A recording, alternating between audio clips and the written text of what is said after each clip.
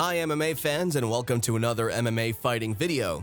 Erin Blanchfield absolutely demolished the former champion Jessica Andrade, and we might be looking at a new rising prospect with the skill set to beat the flyweight queen, Valentina Shevchenko. Blanchfield's ground game is on another level, and it's highly questionable if someone can stop her, including Shevchenko.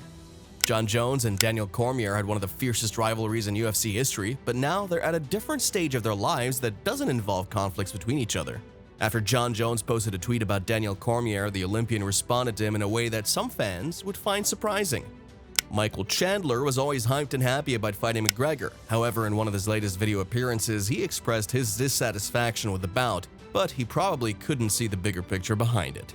In today's video, we'll be looking into all of this news and rumors and analyze it more profoundly. Does Valentina Shevchenko have a worthy opponent who might dethrone her as a champ?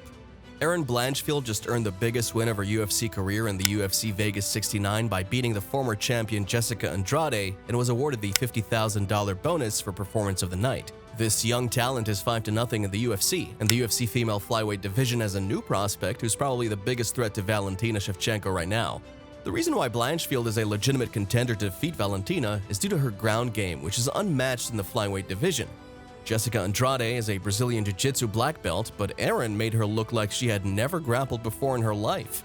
Besides that, Blanchfield showed us she could take a punch, and her stand-up is also solid. As the fight started, Andrade landed a massive straight right to Erin's chin, and she didn't even flinch. Andrade hits like a truck. She holds a highlight reel of knocking people out cold, and names like Karolina Kowalkiewicz, Rose Namajunas, and Katlyn Chookagian are just a few of the many who felt Jessica's power on a full display. However, Blanchfield took some heavy shots by Andrade in the closing minutes of the first round that could knock anyone out, and she kept coming as if nothing had happened. This shows just how much stamina and endurance this young fighter has, and if she could take a punch from Andrade without a problem, she could stand and trade with anyone in this division. Blanchfield had a few unsuccessful takedown attempts as the fight went on, all thanks to Jessica's solid takedown defense. This did not stop Erin from attacking the Brazilian, so she used her high and reach advantage to throw some good stand-up combinations on her own. After the first 2 minutes of the fight, Blanchfield found some success on the feet, landing clean shots on Jessica's face, making her think twice before going into a brawl with her. In the previous bouts, all the opponents Andrade faced were cautious of her power and had a careful approach in closing the distance. However, Blanchfield went out there confidently, hitting Andrade with punches and even throwing some high kicks that disrupted Jessica's guard. In the second half of the first round, Blanchfield got Andrade into a clinch position with both hooks under, trying to take the Brazilian down. However, Jessica defended well and even tried an Uchimata throw on her opponent, which Erin defended against as well. The first round was over, and judging by Andrade's facial expressions, we can assume that she was visibly surprised by Blanchfield's skill set. And then the second round came, and this is where Erin Blanchfield truly shined. With a beautiful inside trip, she got Andrade into a clinch position and managed to take the Brazilian down. As previously mentioned, Andrade is a Brazilian Jiu-Jitsu black belt, and she was expected to defend well on the ground. However, immediately after she was taken down, Blanchfield instantly passed the guard and effortlessly got herself to side control, and this indicated how fluid and advanced her jiu-jitsu is. This is precisely how Valentina Shevchenko approached her fight against Andrade. Still, the Brazilian could resist some of her attacks and fought well until the bullet got her into a crucifix position. On the other hand, Blanchfield could implement her deadly game without resistance, and once she got Andrade to the ground, she gave her a false space to get up. Once Jessica started to get up, Blanchfield wrapped her arms around her neck and went for the choke even before adjusting her hooks. Once she got both hooks in, she squeezed the victory out of Andrade, earning the biggest win of her career. Being only 23 years old with a lot of time for improvement leads to the question, can Erin Blanchfield defeat Valentina Shevchenko? Unquestionably, the Bullet possesses superior striking that no one can match in the UFC flyweight division. However, we can't know for sure how good her submission defense is. Erin Blanchfield could definitely have an edge on the ground against Valentina, but the thing is, can she take Valentina down? The Bullet has an excellent takedown defense, and her wrestling is always on level. Erin struggled to take Andrade down, and it wouldn't be any different against Valentina. However, she works and makes some significant improvements in her offensive wrestling and gets it to the level of her jiu-jitsu, then taking Valentina down would come at some point eventually. As for now, Blanchfield might not be ready for Shevchenko's completeness and superiority. But if this young prospect keeps improving, we might be looking at the first fighter to dethrone Valentina Shevchenko from the UFC flyweight throne. By the way, if you like the video so far, please press the like button, it really helps us out. Daniel Cormier responds to Jon Jones' tweet. After achieving an outstanding career as a UFC fighter and being one of the few double champs in UFC history, Daniel Cormier continued his involvement in the sport by being a UFC commentator.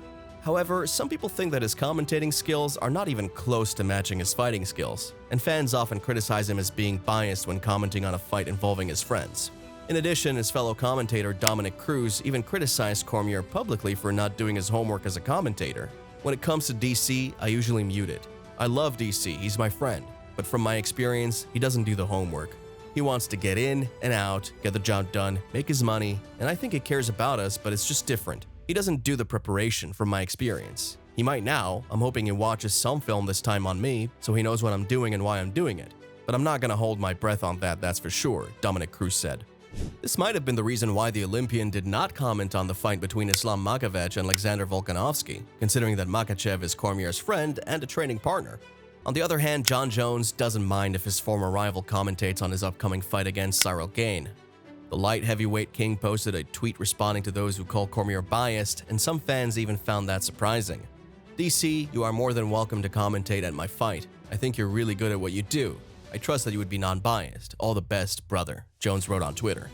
Considering the history and heated rivalry these two had in the past, Cormier shared his thoughts on this and seemed a bit skeptical. You guys know how I feel about Jones and how we've felt about each other in the past, but it leads me to this question. How do I take this? This particular tweet, which at times feels like a compliment, but could also be interpreted as a bit of a dig, considering at times people call me biased in my commentary and all this other stuff. First, just for the record, I don't really need permission to call someone's fight, Cormier said on his YouTube channel. Jones and Cormier spent almost 40 minutes in the octagon and genuinely hated each other. However, now times have changed and it looks like they're ready for a truce. I'll be honest with you, it's kind of nice hearing a fighter acknowledges that even with our history, he believes that I can do him justice and do the job fairly, because I've done it before. It seems now that Jones is maturing. He seems to be taking a much different approach to the build to the fight and how he's approaching everything. But it feels nice for him to acknowledge. I think this guy could do me justice, Cormier said.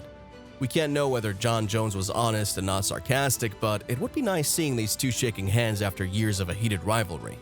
Michael Chandler is not happy with this bout versus McGregor happening in a welterweight. Michael Chandler was always hyped to fight McGregor, and he made that clear after knocking Tony Ferguson out. In the Octagon interview, he stated that he wants McGregor at his biggest and baddest, and that being said, he wants McGregor at 170. It seemed that his wish was granted when Dana White announced that these two would meet each other as coaches on the Ultimate Fighter show with a potential bout by the end of the year. Although initially said that this fight would take place at welterweight, the UFC president changed his tune and wants this fight at 155, which is the lightweight division. Now, I heard Dana says something about lightweight. I'm not even close to 155 pounds right now. I'll put it that way. I don't want to talk about how much weight I do cut or don't cut or how big I am or what I weigh. But ultimately, yeah, it would still be a nice little cut. Not too comfortable cut down to 170 from where I am right now, Chandler said in a video appearance. Although he feels comfortable facing the notorious in welterweight, Chandler said that it's not up to him, and if this fight is really decided to be at lightweight, he'll go with that too. So I'd love to fight at 170. I think Conor wants to fight at 170. I think it makes a ton of sense for us to fight at 170. So 170 it is. Let's go with 170. But once again, like I said, I'm not in charge of that. I'm not in control of that, Chandler elaborated. Dana's decision leads to the question, if the UFC president wants the fight between McGregor and Chandler at 155, does this mean that the winner will face Islam Makhachev for the UFC lightweight title? Well, only time will tell. And what do you guys think? Do you believe Dana White wants this fight to take in the lightweight for a specific reason? Do you think Jon's tweet was genuine? And do you believe Blanchfield has what it takes to beat Valentina Shevchenko?